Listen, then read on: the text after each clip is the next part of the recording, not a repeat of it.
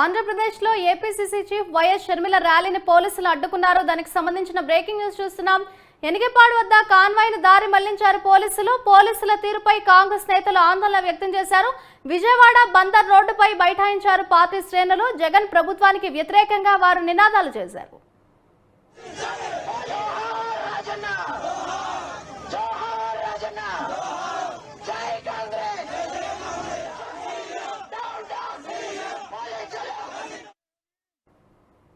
ఆంధ్రప్రదేశ్లో APCC chief YS Sharmila ర్యాలీని పోలీసులు అడ్డుకున్నారు. ఇదే అంశానికి సంబంధించిన మరింత సమాచారాన్ని మా ప్రతినిధి ప్రసన్న అందిస్తారు.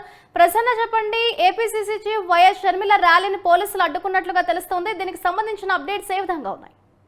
మాధురి, ఈ రోజు PCC chief Sharmila Andhra Pradesh Pradesh Congress committee అధ్యక్షుడు షర్మిల ప్రమాణ స్వీకారం కార్యక్రమం ఉంది. దానికి సంబంధించి ఆమె గవర్నర్ ఎయిర్పోర్ట్ నుంచి ఒక ప్రైవేట్ ఫంక్షన్ హాల్, ఆ తర్వాత కాంగ్రెస్ పార్టీ ఆఫీస్ అంటే ఆంధ్రరత్న భవన్ విజయవాడ ఆఫీస్ కు రావాల్సి ఉంది. మధ్యలో ర్యాలీని పోలీసులు అడ్డుకోవడం ఏంటంటే పర్మిషన్ ఈ రూట్ లో లేదు, వేరే రూట్ లో ఉంది కాబట్టి ఆ రూట్ లో మీరు వెళ్ళండి, ట్రాఫిక్ కొంత అంతరాయం ఉంటుందని పోలీసులు అడ్డుకోవడం జరిగింది.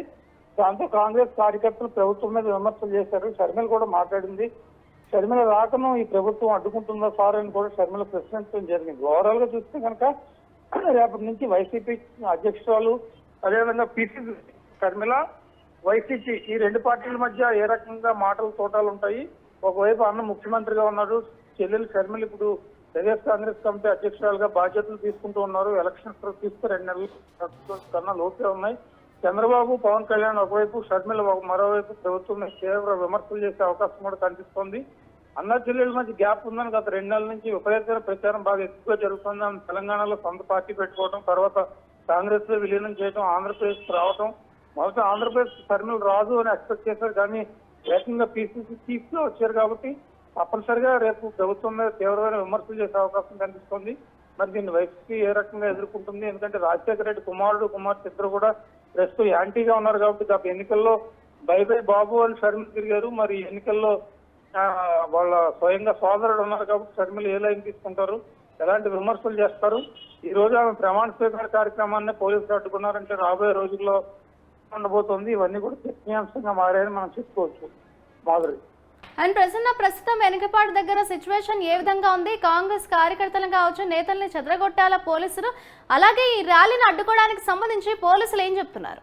మాధురి, ప్రస్తుతం సిచ్యువేషన్ సామాన్య స్థితికి వచ్చింది. పోలీసులు అడ్డుకున్నా తర్వాత వేరే రూట్ లో పంపించడం జరిగింది. ట్రాఫిక్ అంతరాయం కలగకుండానే అడ్డుకున్నామని పోలీసులు చెప్పడంతో దీంతో పూర్వపదాలుకున్న స్లిప్ గా పెట్టిన పరిస్థితి ప్రస్తుతం మనకు కనిపిస్తుంది. షర్మిల కూడా ఛార్జ్ తీసుకుంటూ ఉన్నారు. ఛార్జ్ తీసుకున్న తర్వాత ప్రభుత్వం మీద ఎలాంటి కామెంట్స్ చేస్తారు ఏంటి, ఆ కామెంట్స్ ప్రభావం ఎంతవరకు ఉంటుంది, రేపటి నుంచి క్షేత్రస్థాయిలో కాంగ్రెస్ పార్టీ శ్రేణులు ఏ రకంగా ముందుకెళ్తాయి, ఇవన్నీ కూడా చర్చనీయాంశంగా మారాయని మనం చెప్పుకోవచ్చు. మాధురి అండ్ ర్యాలీని అడ్డుకోవడానికి సంబంధించి షర్మిల ఏమంటున్నారు అంటే, ర్యాలీని అడ్డుకోవడం అంటే జనరల్ గా గన్నవరం ఎయిర్పోర్ట్ నుంచి ప్రైవేట్ ఫంక్షన్ హాల్ వచ్చే దూరంలో ట్రాఫిక్ జామ్ అయి ఉంటుంది ఎయిర్పోర్ట్ రూట్.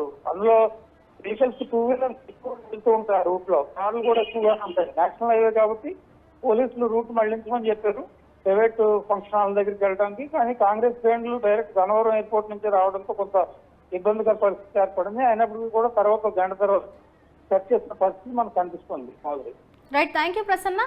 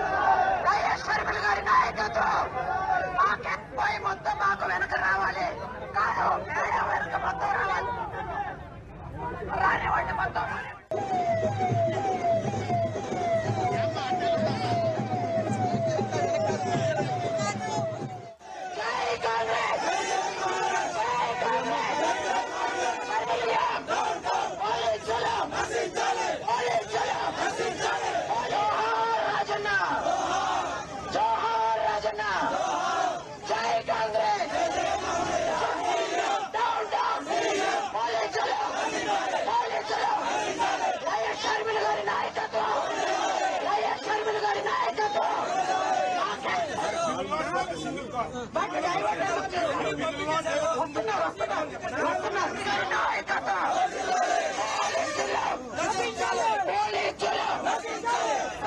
పోలీసులు వైఎస్ షర్మిల